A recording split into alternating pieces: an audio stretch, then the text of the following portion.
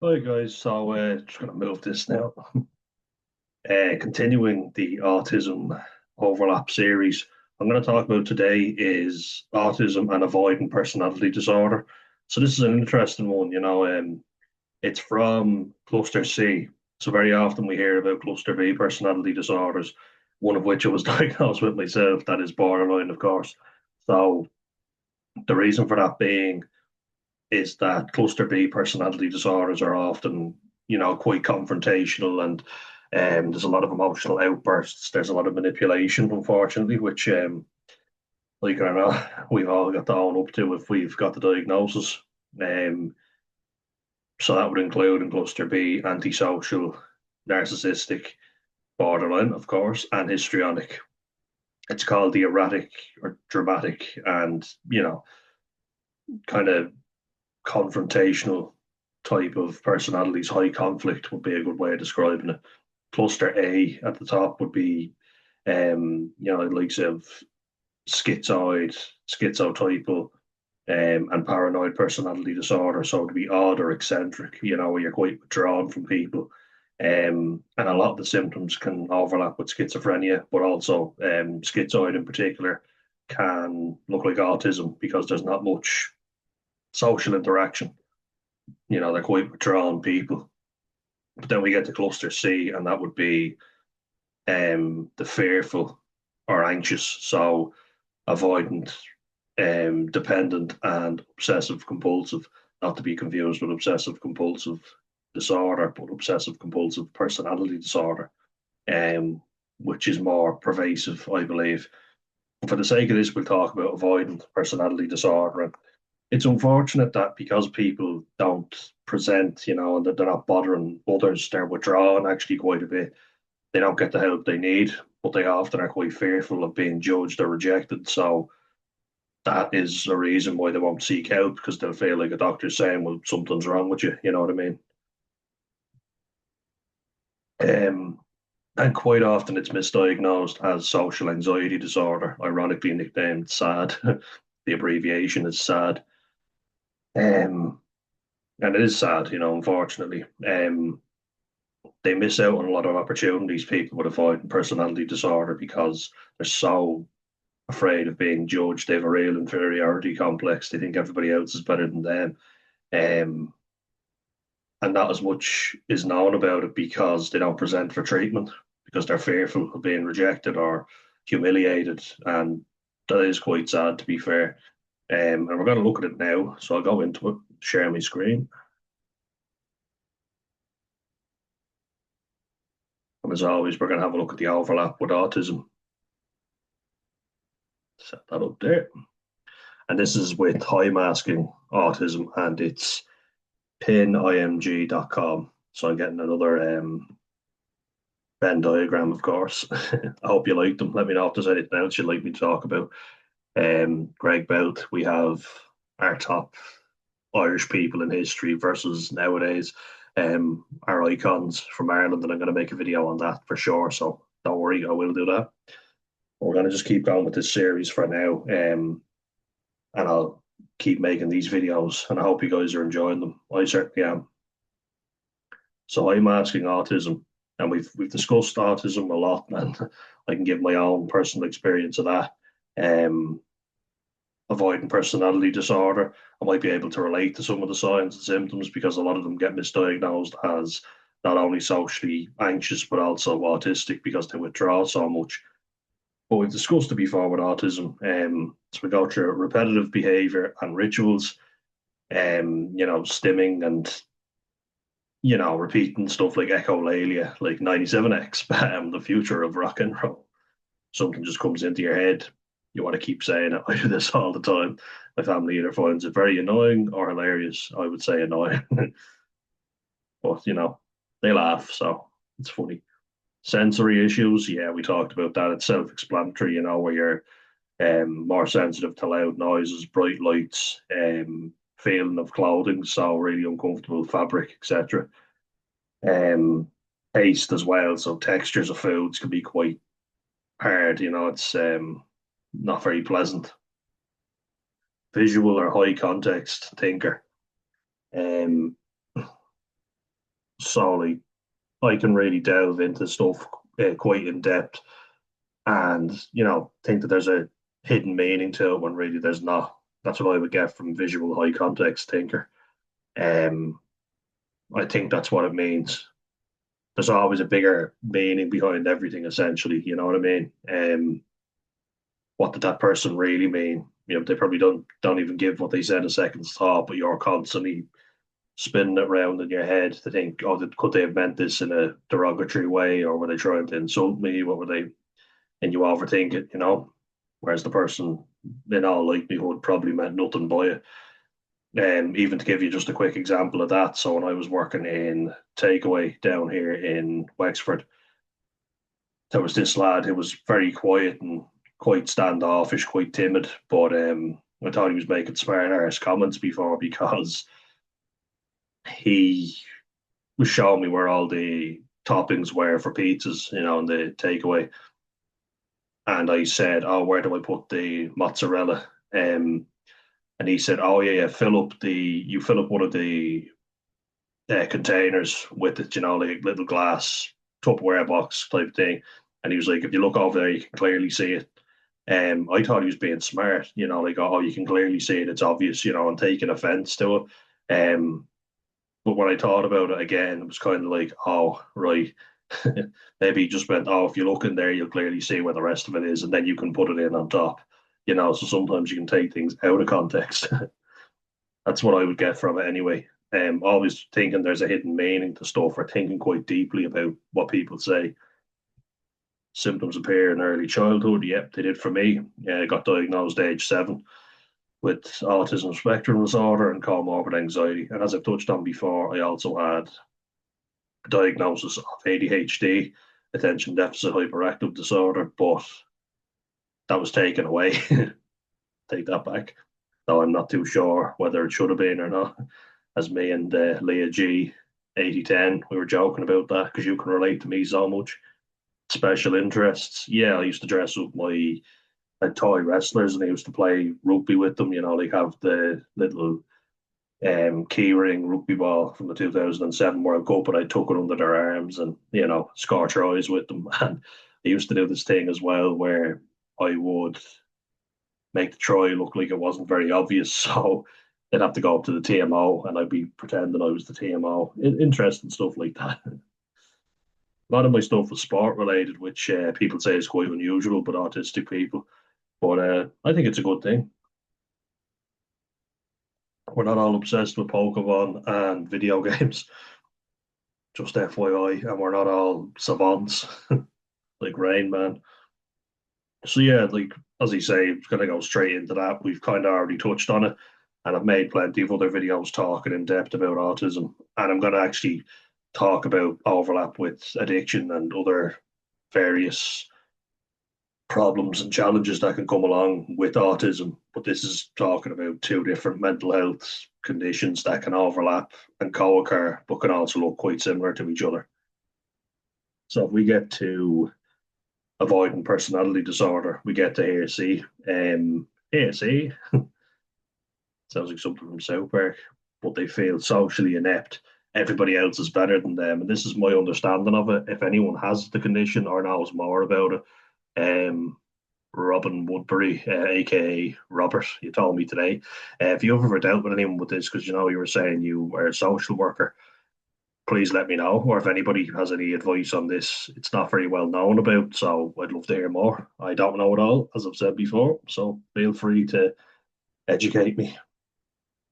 But from what I get and what I understand, and I've heard people in interview who, fair play to them, because it's not easy for them to come out and talk about it. They feel inferior to everybody from what they say, and they fear judgment from a lot of people, which is why the next one, self isolation. If you feel like everybody is judging you and you feel so much weaker than everybody, you're going to isolate and you're not going to actually go out and put yourself out there or take risks. Apparently they'll miss out on a lot of career opportunities when they're perfectly capable of doing the job and they're very good at it, in fact, but they just lack confidence in their own abilities so much that they won't take a promotion at work because they feel like there'll be more human interaction and they don't feel good enough to take that. And I can certainly relate to that feeling of imposter syndrome, but it's amplified with this condition. So it's even worse, if you can imagine. Socially motivated by fear and anxiety interfere. Sorry, socially motivated, but fear and anxiety interfere. Um, so it's not as if they have no desire to socialize, and that's often said about schizoid personality disorder, where the person has very few interactions with people. They've no interest in a romantic partner, and the motivation and interest is definitely here. They want it, but they just cannot get over the anxiety and the fear. Imagine how exhausting that'd be. My heart goes out to anyone dealing with this, and I can definitely empathize. But I imagine it's just amplified even more than anything I've experienced. But I know where you're coming from. Must be very challenging to live with this strong need to be liked by everyone. So you've got all this stuff going on with you, but you're afraid that people won't like you. And that can lead to, I'd say, a lot of people pleasing behaviors because you're afraid to let anyone down, Um, you avoid conflict at all costs. You don't want to rock the boat because rejection is a very big, well, just looking at that, I haven't even got into it, but there we go. It's a very big trigger for people with avoidant personality disorder. I've heard it abbreviated to AVPD. I actually find avoidant personality disorder easier to say. Think of Alien versus Predator when I think of AVPD. But yeah, strong need to be liked by everyone because you fear disapproval, and you're afraid to socialize, but you also have a desire to connect with people, but you fear their judgment and criticism so much that it must be exhausting. Low self esteem, and then fear of being embarrassed. Those two kind of, I would say, go hand in hand. You don't think you're good enough, even when there's evidence to the contrary. But you have to remember this is a fixed personality type, so you will think this regardless, and nobody can convince you otherwise, or at least not without a lot of therapy and self improvement.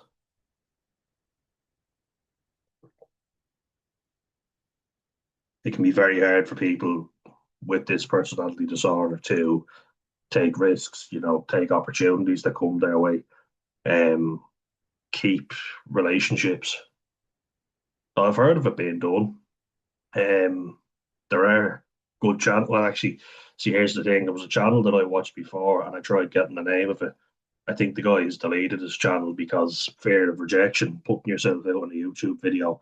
There's going to be a lot of risk of judgment and fear around that. So fair play to the guy for doing it, but I can't find his videos now because I imagine it was extremely challenging for him to work up the courage to do that. Um, he has a beard and lots of tattoos. If anyone has ever seen that channel, I cannot for the life of me remember the name though. Sorry guys. But all this combined leads to rigidity and routines. We've heard of that with autism already, and I've spoken a lot about that. And I'd say if you have AVPD, you'd like to know what's going on all the time so that you don't get rejected or nothing bad happens. Very fearful type of people, I would say. Social comparison, this person's way better than me and I'm not good enough. This person is so much cooler than me or knows so much more than I do, I would imagine. Social difficulties and withdrawal. Yeah, like it's too difficult. I must withdraw because I'm just not good enough and I'm so inferior to everybody else. What's the point of me even trying? Everyone's judging me. Difficulty with eye contact. I was always told I make too much, so I'll be staring at people.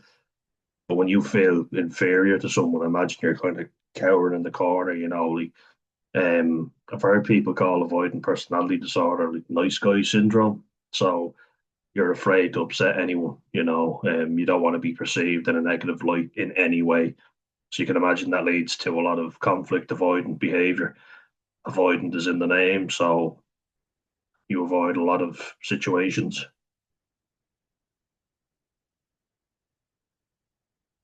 Yeah.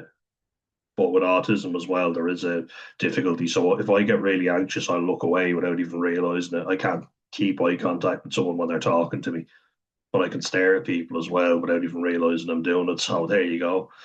It's a difficult one. Fantasy as a form of escape. So if you've got all this negative self-talk going on in your mind, I imagine fantasizing about a better you, essentially, which I can 100% relate to, that'd be quite appealing. And for me, escaping involved substances as well, which I imagine could definitely happen with this. Oh, yeah, look at that. I'm skipping ahead without even realizing it.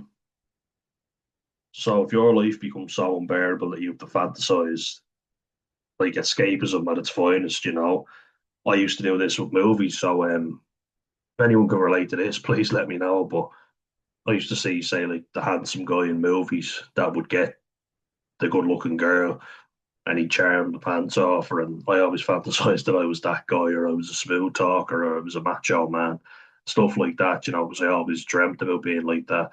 And it meant that I didn't have to look at myself and realize what a pathetic piece of shit I was.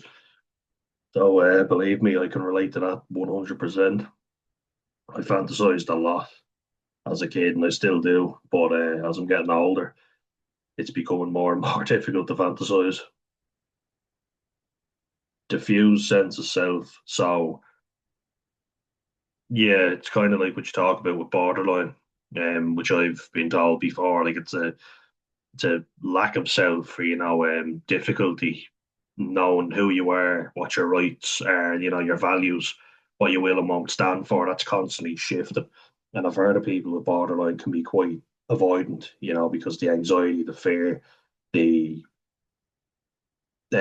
sensitivity to rejection and abandonment. So that can be quite overlapping with avoidant. You wouldn't have the high conflict sort of behavior, but you definitely have some overlap. And I've heard that discussed before.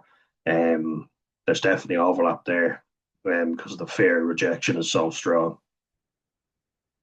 You also have study and analyze social interactions. So people who are avoidant in nature, have avoidant personality, they will be scanning the room to see if someone's looking at them a funny way. And I've heard about this where, oh, that person gave me a dirty look. They must not like me. They must think there's something wrong with me, or that I'm strange. They must be talking about me behind my back.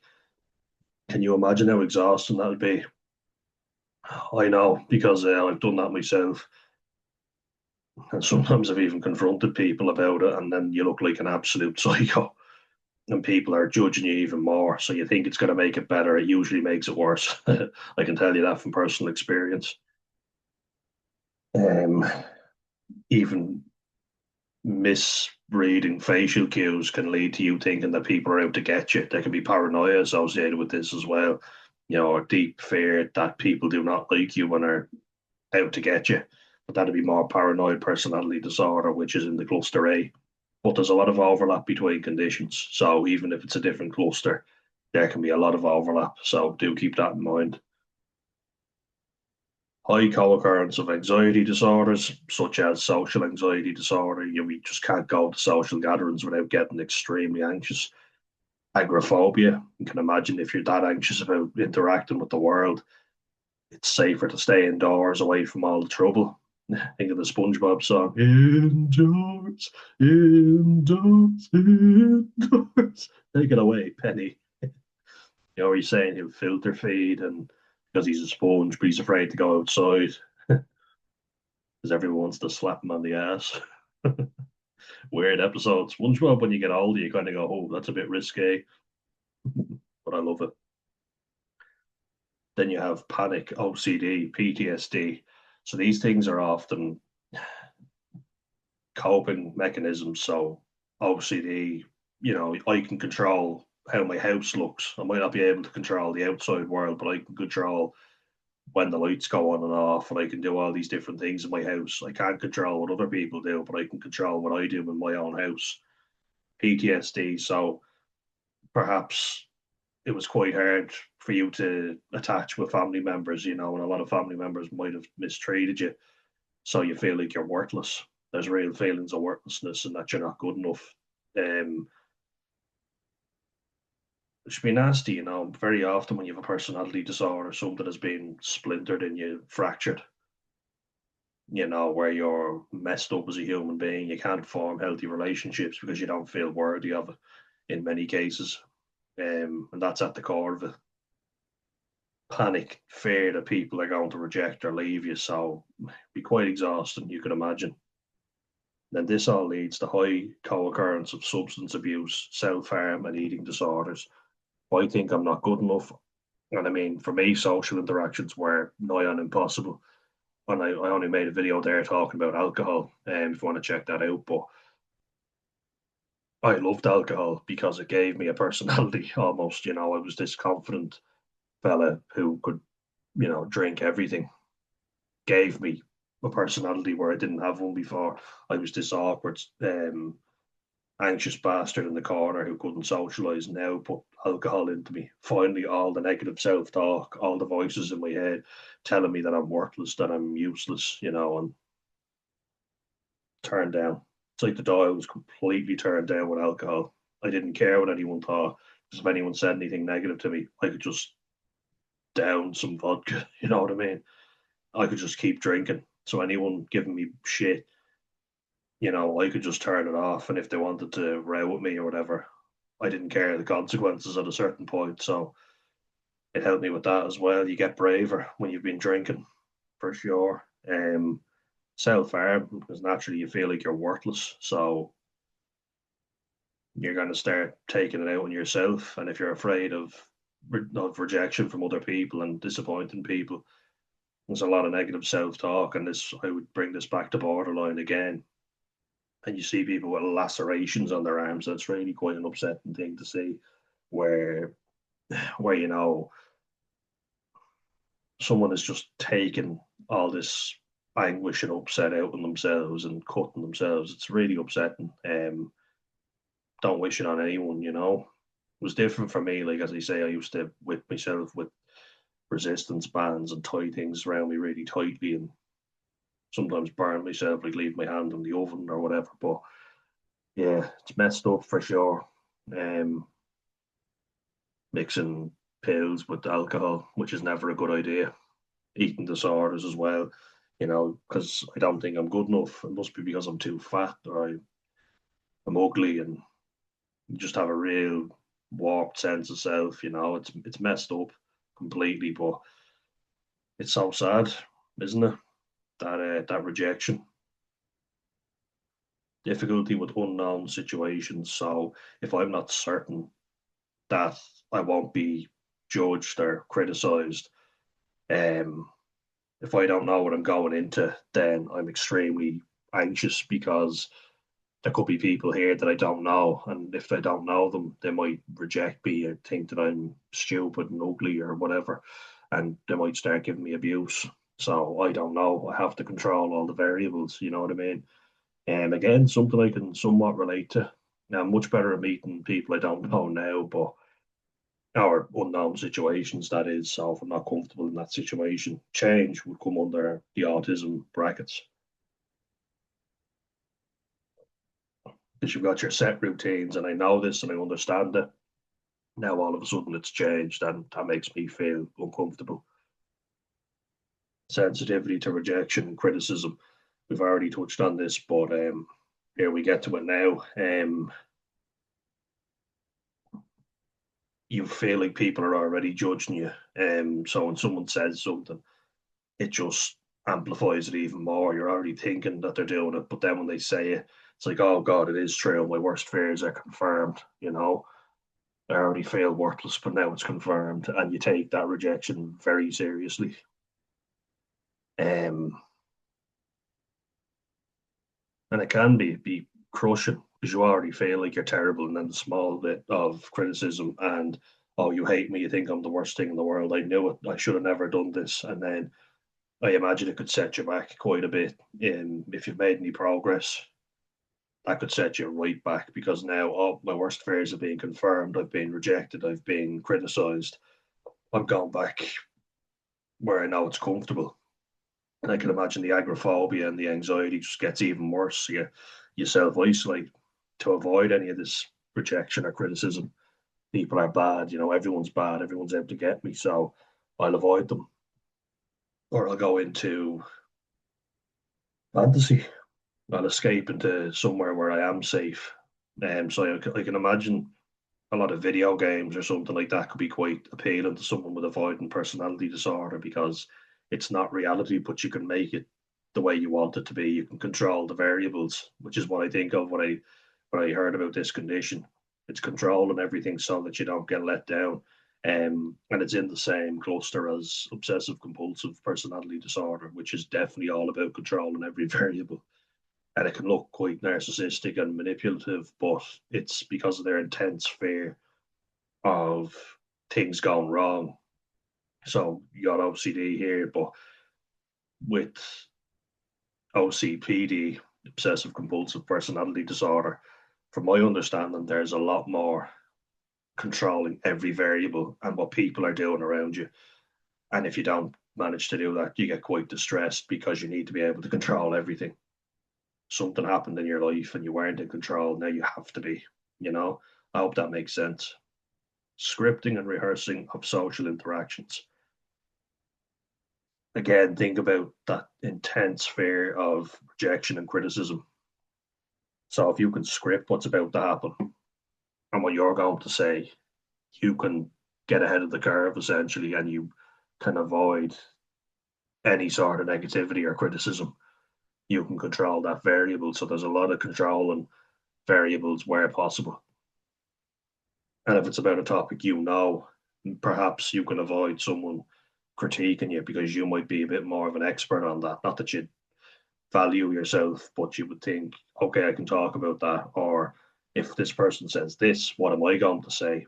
So you could imagine writing out lists of all possible responses that a person might give. What am I going to say back to that? You know what I mean? Sounds very exhausting. I won't lie. And I thought autism was bad, but geez, yeah, imagine the two of them together, like it'd just be a very toxic, shame-filled combination. And my heart really does go out to anyone that has this condition. And then all that leads to difficulty with social initiation. So to initiate a conversation, I mean, I think a lot of us have been there. It takes confidence. Like if you want to go up and ask a girl out, for instance, I imagine this would be someone with avoidant personality disorder's worst nightmare. Like it's most people, like most men's worst nightmare, especially nowadays. Where women are filming them rejecting men and being quite nasty about it. And you have a shy lad who's obviously not very confident, but works up the courage to ask a girl out. But they're like, "Oh, you think you have a chance with her?" And I imagine it's amplified now for people who have AVPD because there's a very big possibility of not only being rejected, but that rejection being humiliating and being put online, and it's quite nasty shit. So I understand where they're coming from. Asking a woman out on a date, I think, as a man is quite a courageous thing to do, and a lot of people nowadays aren't doing it because they're quite uncomfortable with the thought of rejection. And we definitely, as a society, have gotten very sensitive to rejection. They say that Gen Z are they're the most sensitive generation to any sort of criticism or rejection. They take it as like a personal slight. So I think a lot of personality disorders, you can say, have been amplified. And you can see it a lot more of the traits in people nowadays, um, for sure. People who are very emotional, borderline, people who are quite narcissistic, always posting pictures of themselves, and I get it. Like I make a YouTube channel, so that can be quite narcissistic. But we all have elements of it in us, and I'm not saying that I can't be narcissistic because we all can. Maybe I can be more than the average Joe, but where it becomes a problem is where you're unwilling to admit that you were ever wrong, and that's a whole topic for another day. And I'm going to make a video talking about autism and narcissism, because the two can definitely be mistaken, but they can also interlink. But yeah, guys, that's high masking autism. So high functioning autism as it looks functioning. But I think masking is actually a better word. I like the way they phrased it because it's not as if life's easier for you, but you've gotten very good at masking. So I like the way they phrased that. So we have the high-masking autism and avoidant personality disorder. Um, Not a lot of research that I could find on it, but I've done my best. And I hope you enjoyed it. You want to get the takeaways for avoidant personality disorder. Think of someone who was very sensitive to rejection or criticism, avoids conflict, wants to appear good in everyone's eyes, which is quite an impossible task. Very afraid of social interactions, very afraid of, taking a promotion or moving up. Not a very confident person on the outer surface. A lot of people pleasing, especially this symptom here, but low self esteem, fear of trying something. I heard an example given that they might not dive into a pool, a public pool, because they're afraid of looking stupid while doing it, but it could be crushing for them, if they get the dive wrong. And we've all done that, am I right? Especially when drunk diving into a pool.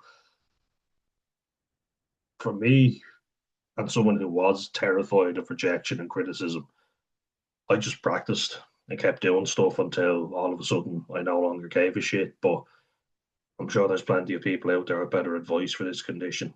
So I think it's a good place to wrap it up, guys, and I hope you enjoyed this one. Um, it was definitely someone that I wanted to make. It's a condition that I've been fascinated by, but sadly, there's not an awful lot of research done into it, and not an awful lot of people present for treatment due to the nature of the condition. So I'll leave it there. I don't want to give any misinformation. And I hope you guys enjoyed the video. Slán go fóill.